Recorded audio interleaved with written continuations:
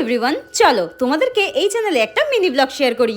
তোমরা আমার মিনি ব্লগগুলো এত ভালোবাসা দাও, তাই মিনি ব্লগ তো আমাকে বানাতেই হয়। দুদিন আগে আমার কাছে একটা প্রমোশনের জন্য প্রোডাক্ট এসেছিল, আর সেটা হচ্ছে হেয়ার ড্রায়ার। বিশ্বাস করো বন্ধুরা, এই প্রোডাক্টটা এত সুন্দর না, আমি তো এই প্রোডাক্টটার ফ্যান হয়ে গিয়েছি। এবার থেকে তো আমি আমার চুল শুকানোর জন্য এই হেয়ার ড্রায়ারটাই সবসময় ইউজ করব।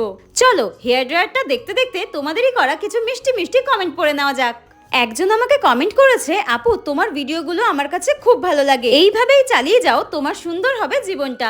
থ্যাংক ইউ সো মাচ এত সুন্দর একটা কমেন্ট করার জন্য। যাই হোক, সেদিনকে সন্ধ্যেবেলায় না আমার খুব ইচ্ছা করছিল চিকেন ললিপপ খাওয়ার জন্য, আর আমি আর রন্টি বেরিয়ে পড়েছিলাম চিকেন ললিপপ খেতে।